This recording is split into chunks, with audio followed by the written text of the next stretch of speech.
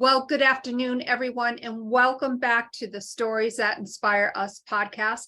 My name is Janice Malillo, your host. Today, I have an amazing guest on. And, as I always say, there's always a story behind the story. And Grant's story, you will be inspired in so many different ways. And I want to let everyone on Facebook know, of course, I am also simulcasting through the Wisdom Audio app, and I see that we have some listeners on. Thank you all so much for being here today.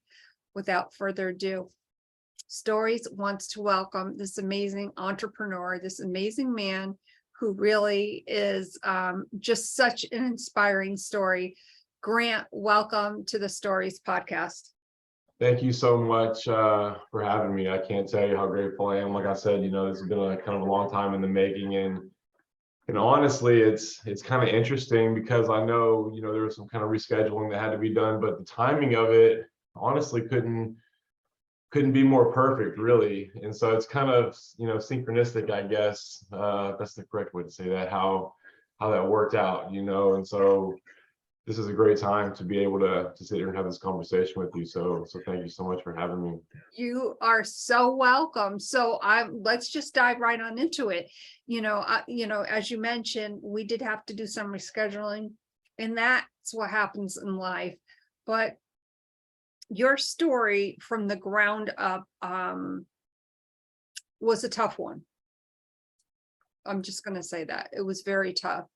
But what really impressed me about your story, Grant, and when we initially chatted for our pre-podcast chat, was your authenticity to share your story in such a way where you're not honoring, you're also honoring your journey, but you're doing it with the utmost respect, not only for yourself, but to inspire others. I know that your journey to where you are today, you've had a lot of ups and probably maybe more downs than anybody should have. Would you like to share with us a little bit about your story? Yeah, no, absolutely. I love getting opportunities to do this. I don't do it as much, as I used to.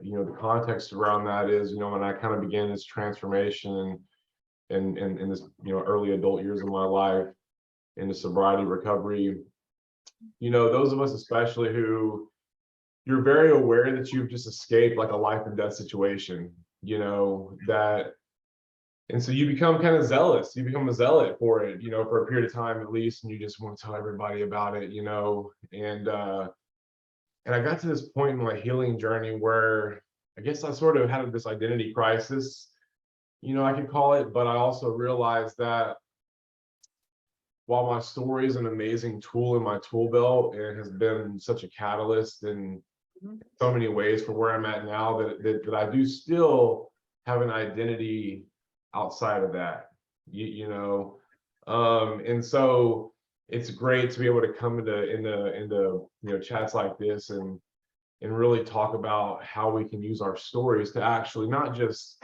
boost ourselves, and get whatever recognition and all that, but how we can actually use it as a real tool to practically help other people, escape their own troubles, even prevent them from having to ever go down those roads in the first place, And so this goes, you mentioned that, my story was a hard one, but I guess it's all relative, really, is what I've realized. It's all relative. I've definitely met people who have done more time in prison than I am alive. So while I did have legal troubles and went to prison and all that, it was a very small amount of time comparatively. And it's all relative. And all of my troubles, most of them, right? Dysfunction within our family. We've just had some recent tragedies in our family that I won't go into, right now, but stuff like that. And so, but most of my troubles, especially the ones that really got me into trouble, were all self-induced. Self-induced crisis is what how we would refer to it commonly. And it takes a level of maturity, I think, to admit that, because it is real easy when people are like, oh man, wow, you went through a lot, because you can really spin that however you want to, you know, when you tell that part of your story. And it really is up to you at a certain point, once you've healed, to be honest about and take ownership of which parts of that were self-induced and your own fault of your own doing, you know, because that's really the only way you can start to actually heal and move past it, you know, until you can actually take that ownership. When it's still everybody else's fault, it's not, there's no healing in that. There's no healing in that, you know, there's no liberation in that.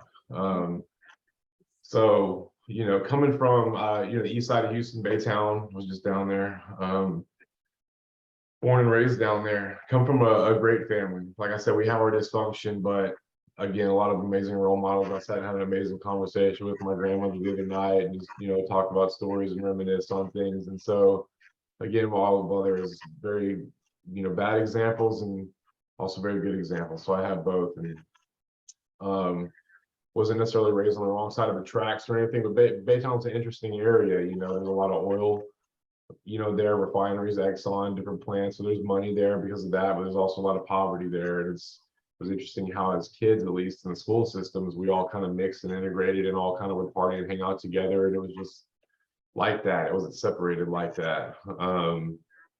And so I just began the natural progression of getting involved in my addiction, just really just initial party phase, you know. And just to kind of, you know, be concise about that, it was, you know, I had a lot of athletic potential. You know, at some point I had certain opportunities to potentially pursue baseball at the next level, playing in college, etc., and definitely flushed all that down the drain. But I just, you know, began problems. Then it was, I'm sorry, it was fun first, then fun with problems, and then just problems. You know, is really how that kind of played out, right? And ended up leaving high school a little bit early, because they expelled me because I got in some trouble. Stole some money from some folks, and ended up getting caught doing that. What a blessing that ended up being, because the result of that was I ended up getting sent to treatment while I didn't get sober. The seed was planted, which is an important lesson, you know. And please feel free to interject if this is supposed to, if you want this to be a conversation at any point. You know, I have no, I can just keep rambling. I'll throw in something there. Sure, yeah. You would just mention at first it was fun, and then it was fun with problems, and then it was just problems. You said the seed was planted.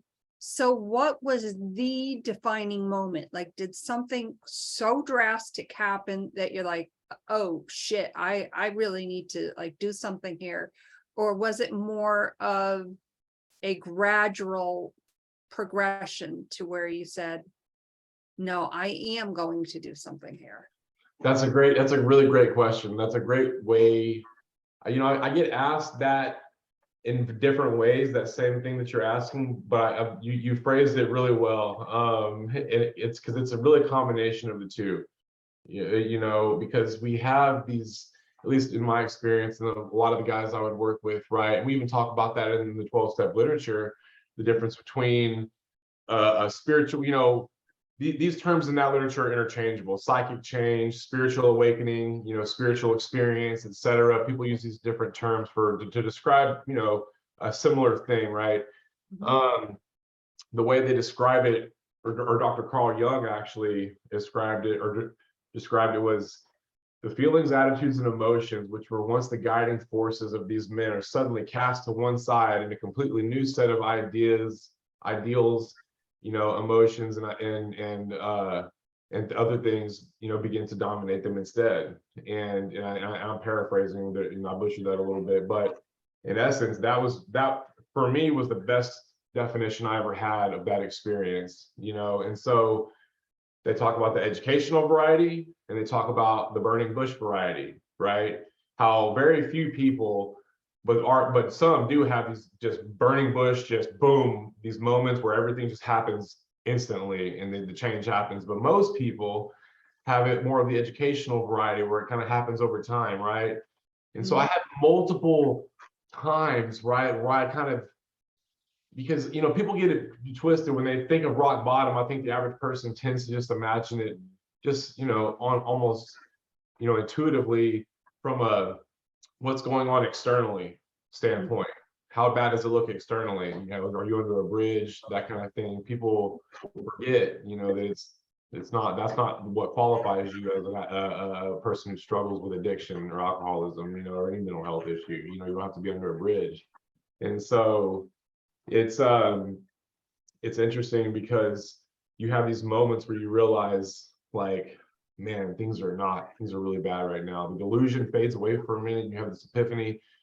But the thing is we have this, and I can't take credit for this, because a guy named Dr. Harry Tebow, in the early days of the 12-step recovery world, he published some papers called the Tebow papers now, and he talks about the reconstruction of ego, the phenomenon of the reconstruction of ego. And he's like, when we have these moments, these epiphanies, it's amazing how, if we don't act on these moments of clarity very quickly, how that window closes, very quickly with a lot of people, because their ego reconstructs itself so rapidly to the point where, this is how it looks.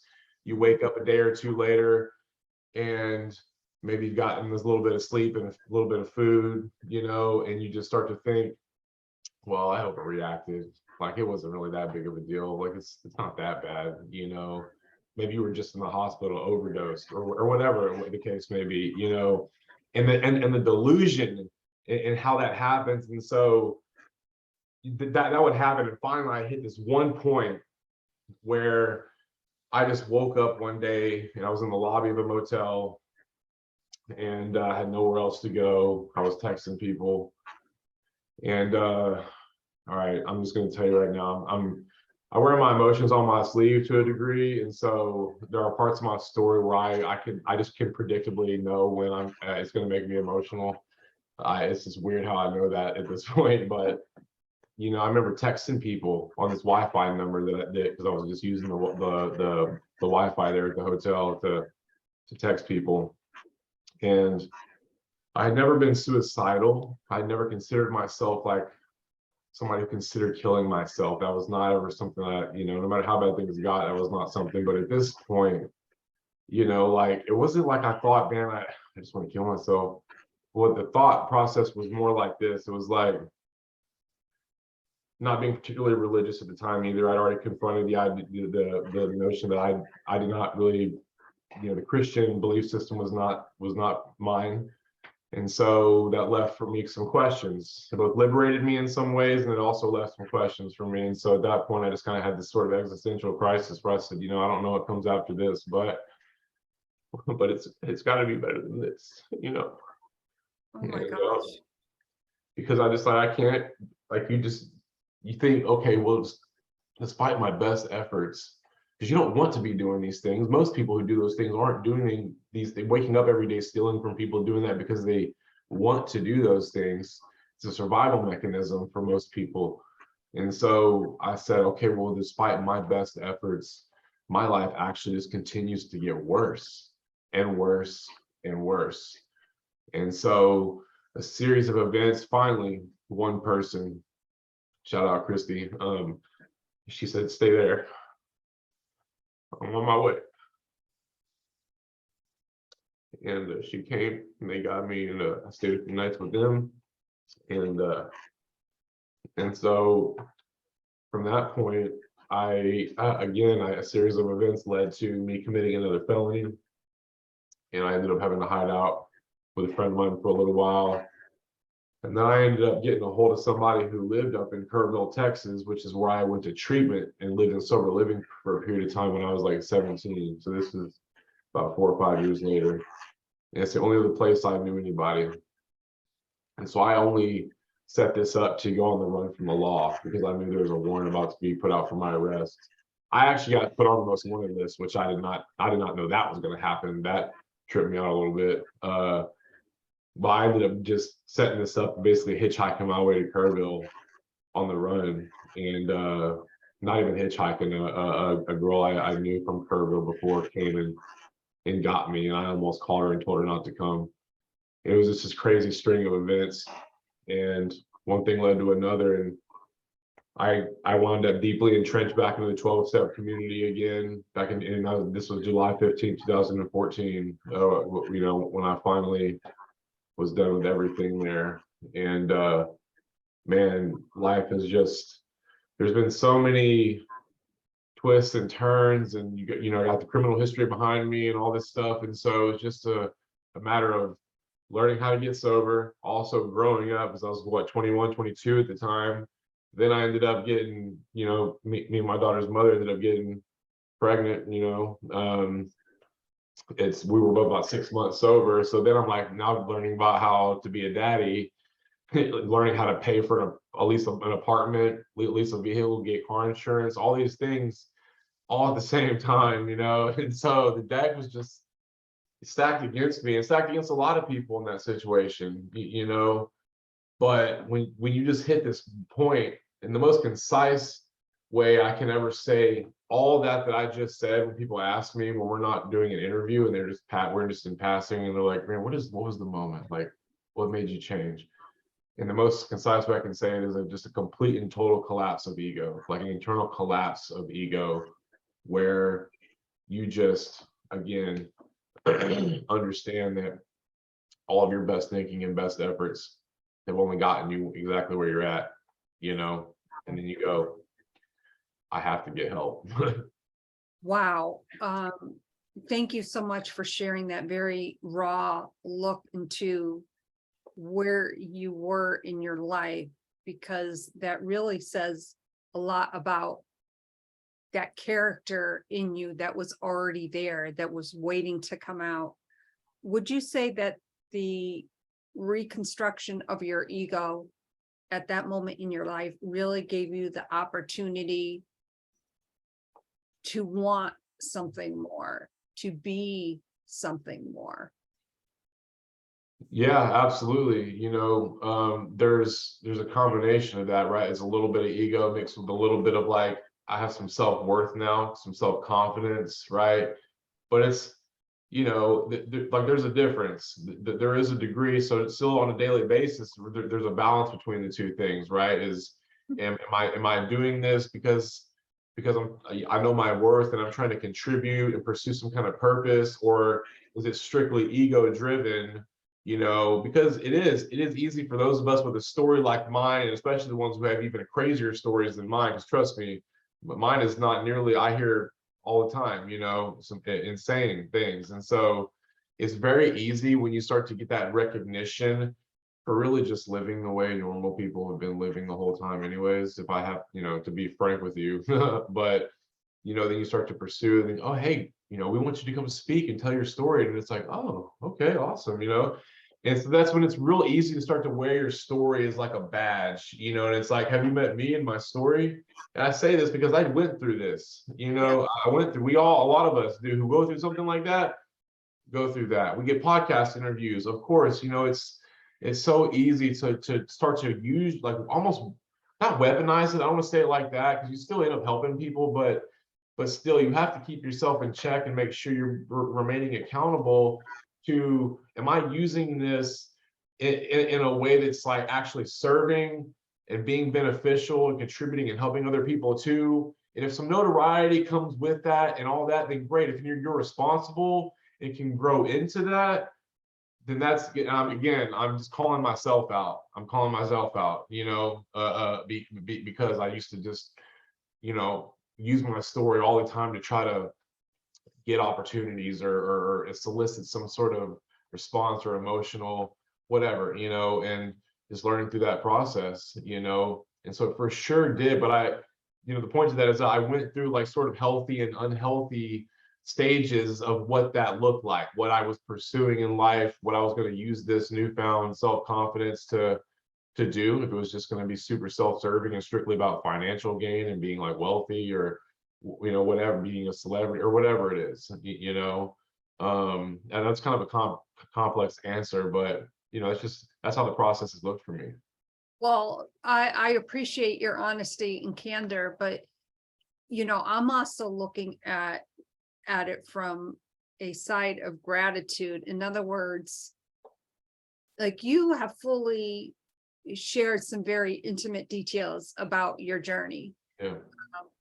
You were very emotional about it, and to see you in that state really touched my heart in such a way where I know that anyone who's listening, like who, anybody maybe on the Wisdom Audio app, we have quite a few listeners on now, or somebody who may listen to the podcast, later on, or, watch the video and see that I'm having a really bad hair day. But, and I always say, by the way, a sidebar to that is, if a bad hair day is all I have to complain about, I think I'm doing pretty damn good. That's right. That's right. But, the point being that your story, although somebody else's story may be a little different, is inspiring. And I feel this kind of gratitude exuding from you. Not that you have gratitude for what you've been through, but as you said, you're wearing it almost like a badge of honor. Like, this is your mission, this is your purpose, to share your story that, as shitty as it may have been throughout times in your life and what you've described so far, like, you are owning it in a way that honors your journey. And I just want to, I don't want to say commend, I'm not sure if that's the exact word, but I really want to recognize you for that, because that is so important. Thank you. I appreciate that. You're very welcome, because your mission has just begun, in my opinion. I agree. I agree. I don't know when it's gonna end.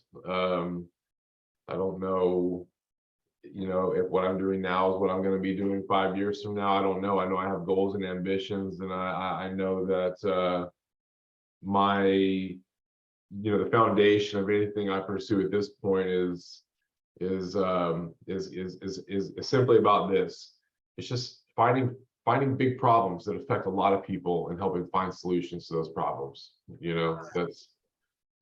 That's I feel like that's the essence of what actually being an entrepreneur really is. We throw that term around loosely today, and I, again, to call myself out a bit, we throw that term around a lot, but I feel like now, especially blended with my previous experience, combined with amazing relationships I've been able to develop, and other people that I've gotten to watch their journeys grow, and really just finding out that, things that are strictly about financial gain, while they are great, are not what fulfills me anymore. Certainly, I'm not gonna lie and say that I don't also want to pursue financial well-being and generate wealth. That's absolutely a goal of mine, and a big one, but it's got to be tied to something that is also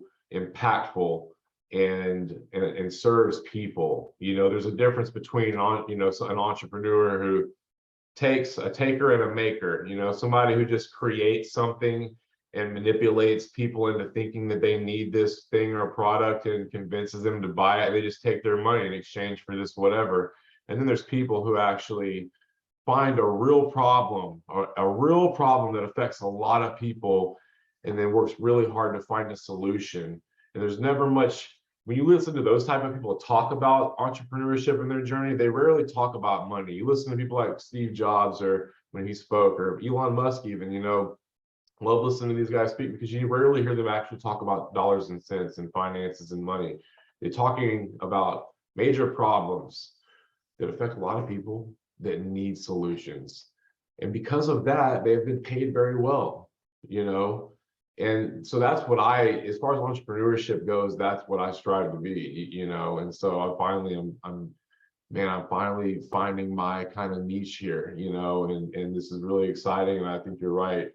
I'm excited to see what all this morphs into, and couldn't be, again, more excited that this podcast lined up exactly when it did. Yeah, and which, you would mention, and I just want to go back a tad, problems, you recognize the problems, let's get a solution. But then you mentioned something about watching their journeys. When you look at someone that you've been mentoring with, that you've mentored, and you see them progress in such a way Do you see a mirror image of yourself? And if so, what can you point out to us, like maybe is one thing that that person is doing that lights you up? You have amazing questions. Thank you so much. I'll tell you, I can't tell you how much I appreciate the skill of And, interviewing. and that's why they called me the podcast diva, just saying, even with a bad. Hey, I love it. Hey, no, it's a wonderful hair day. No, so that's the answer to that. Is that depends on what part of my life. 'Cause I'm not, that depends on what part of my life we're talking about. I can see a mirror image of myself in most of the people, the guys at least that I work with, just at different stages of my life, and so that honestly affects and I'm just going to say this, it affects my willingness to work with some of them, because I'll just say this again. When I went to treatment when I was 17, okay, I participated and I did the work and everything, but that's really just because I sort of had this internal thing about being like the kind of the straight A's, like I just did the work. Like I just wanted to do the work to show that I could do the answers, but it wasn't for the purpose of like retaining and learning information to apply it in any sort of way like that. I was not mentally there yet, not even close. But again, and I even got out, and as a 17-year-old, which was actually kind of crazy at the time, I lived in a sober living home there for about 4 months or so. And I went to 12-step meetings and all that. I engaged in the work. Part of the inventory process includes several different pieces of inventory. I was not honest on a lot of that inventory. Huge no-no, obviously. And so, but anyways, through all that, the seed was definitely planted, but I was by no means ready. And so again, you fast forward, I went through several different phases. I went to treatment again, then I was in prison again. So then I'm meeting guys that are like, obviously are all at different stages and exactly the same as my journey, right?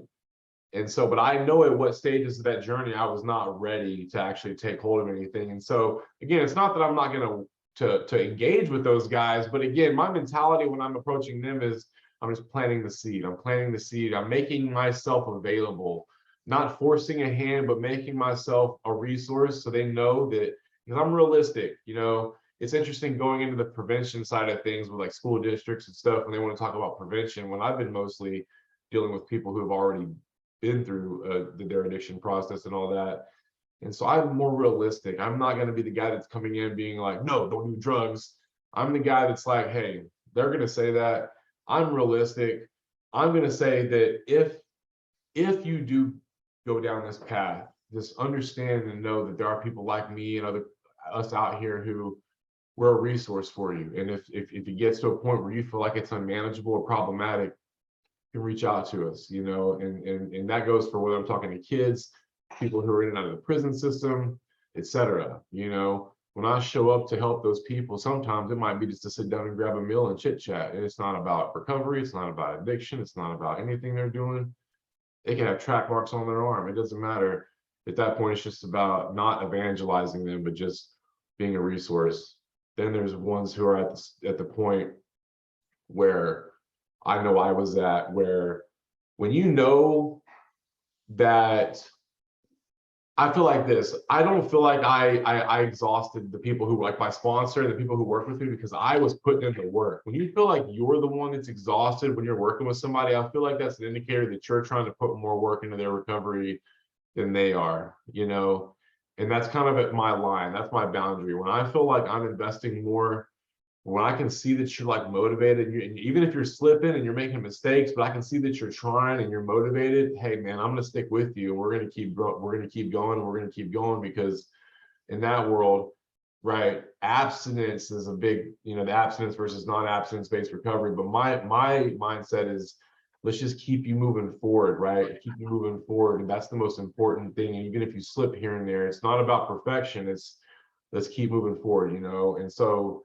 it is crazy to see those mirror images of myself at different stages and those parts of my recovery and my willingness to actually like grasp what was being presented to me, Wow. Now you had also mentioned goals and ambitions. Now, something popped into my head, but I don't want to tell you just yet. What is a big goal that you have for yourself? And do you think that it is worth all the work that you know you're going to put into it? Oh, wow. You know, to be honest with you, right now, my absolute biggest goal is actually what I'm working on professionally, because I have finally found a place where my entrepreneurial drive has intersected with the skill sets I've developed and my passions, the passions, the problems that I'm interested in solving. And so that is something that, especially now that I see the traction, I got an opportunity to actually go up in front of a group of people yesterday, like I talked to you about in the email and all that. And so like, now that I'm seeing like the actual manifestations of my efforts, turning into actual potential, I am like, I mean, it is full speed ahead, right now, because I can't lose that momentum. And so the goal here is, and I'm not going to do a business pitch or anything right now, because that's not the point of this interview, but the problem is the lack of consistent availability to actual high level, high skilled career opportunities and upward trajectory in general for formerly incarcerated individuals. Okay. The solution is the company's called Club ATW. ATW stands for all the way, Club All the Way. So basically, when you get discharged from prison, in most places, they'll call your name or your bunk number, say roll up your mat, ATW. It means all the way, And so what it is, it's going to combine the power of community, a very resource-centered community, with a LinkedIn style e-learning career development program, all structured around an actual staffing agency model, a temp to perm staffing agency model. And the purpose of that is actually just to shift liability from the companies that are going to employ our individuals to us, right, from a workers' compensation standpoint. So just to make it risk averse for them, right, at least for the first year. The idea is not to retain these employees forever, because we want to shatter that stigma. We just want to do that for the first year, let them prove themselves, and then get hired on direct, right? And I mean, for actual high level, high skilled jobs, because I was a director of business development, W-2 for a hospital system here. They had to rewrite their bylaws to actually be able to hire me. They had to get their legal department to do so. And so that's the essence, because the only things that exist in that space now really are just brokering the connections to those same low level jobs they can already get, And so that is huge, like something that I've been for the last like 2 or 3 years trying to piece together how I wanted to make this work. And it is a huge part of my story, because my journey in the addiction treatment world, professionally, after I got sober, led me through just a series of introductions into being able to become a W-2 director of business development for an actual private hospital system here, which it was not lost on me. And I was very young still too when that happened. I'm 31 now, and so I was what, 27 maybe when this happened. So that's even crazier, And so, anyways, that right now is the big thing in my life right now. Obviously, and my daughter, like I can never leave her out of this, because she's so, I'm so wrapped up in making sure that I'm actually embodying what it is that I hope that she pursues for herself, not necessarily entrepreneurship, but just what makes her happy and her dreams and passions, and so I'm just constantly trying to involve her in any way I can in everything that I'm doing, so yeah. That is so awesome. So I want to tell you 2 things that popped into my head. Okay. The first thing is, I see you on a TEDx stage. Oh, I receive it. I receive that. Thank you so much. You are so welcome. The Wow. second thing is, I see you writing a book. I received that as well. Thank you. You're welcome. So I don't want you to put anything on your plate that I just want you to kind of think about it, because I see both of those kind of coming together at the same time, which to me is so exciting. So of course, I'm going to put you on the spot a little bit. Okay. Okay. What would be the name of your book?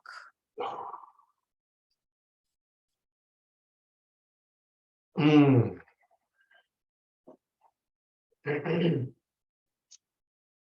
All right, so I guess I need to answer this right now. The name of my book would be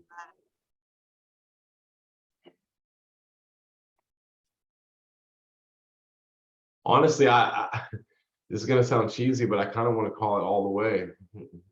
All the Way. I had a feeling you were going to say that. Okay. So let's take it one step further.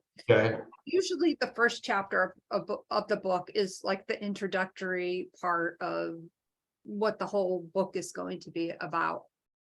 What is the name of the first chapter? And you can't talk, and you can't say introduction to ATW. It has to be something Yeah.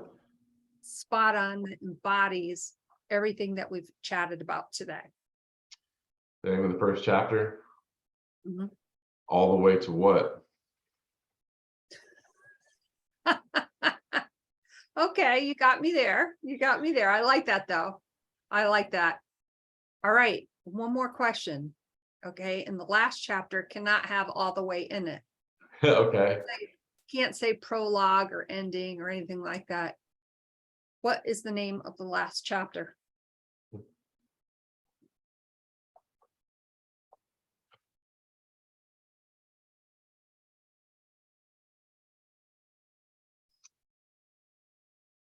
And he is thinking about this one. Oh man, I thought I was gonna have something witty and quick, and I was wrong. You just said it. I was wrong. No, witty and quick. Witty and quick. All right, why? Because the brainstorm for your book is very witty.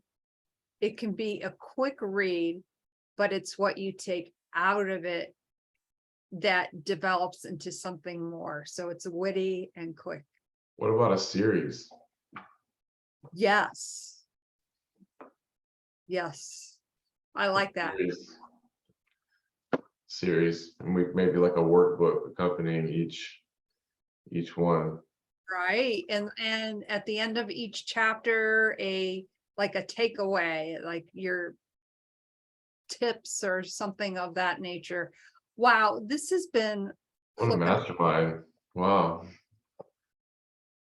Yes, yes. So you better get working on it. But I know you have a lot of other things going on. Of course, as you mentioned, your daughter. If you don't mind me asking, how old is she now? She just turned 7, September 28th. Oh, happy Yeah. birthday. Thank you. Yeah, she's my life. That is awesome. And he's grinning from ear to ear. That's so sweet. So sweet. Grant, your story continues to inspire me. And I want to say this as a mom, because I'm a mom of a 35-year-old. My son Ryan is 35. I'm very proud of you. Thank you.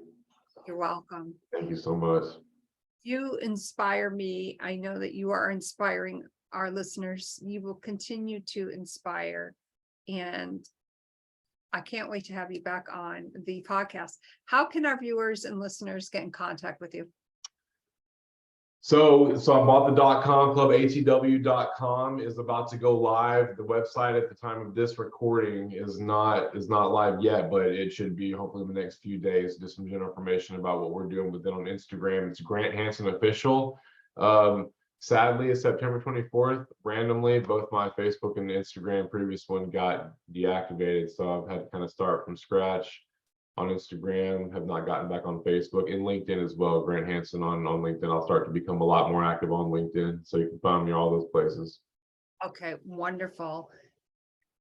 Gosh, I want to thank first and foremost you and for sharing your story, again, honoring your journey and your goals and ambition. I see your entrepreneurship exploding. Good things are coming your way, and I want to share that with you.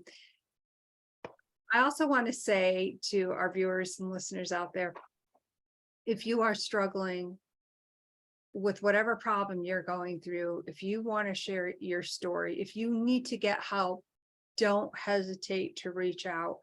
And if Grant's story resonates with you, reach out to him. Of course, I will make sure that all of his information is in the show notes. I'm going to do my quick sign off on the Wisdom Audio app. And know that if you have a story to share, it is that important. You need to share it with others, just as Grant has done today. Thank you all so much, Wisdom. You know, I can't do this without my audience on Wisdom. They are amazing. Thank you so much for being here today, and we'll see you again real soon. Bye for now. Okay, Facebook, Instagram, wherever you listen or view this podcast. Wow, I am taken away again. And Grant's story, goals and ambitions, we all have them. Achieve them in a way that honors your journey. Thank you again, Grant, for being here today. Definitely want to have you back on. Want to see how your book is coming and all that other stuff. Got to put you on the spot there a little bit. And these are the stories that inspire us. And today I was truly inspired by this young man, this young dad. And my name is Janice, the host of Stories That Inspire Us. We'll see you again real soon. Bye for now.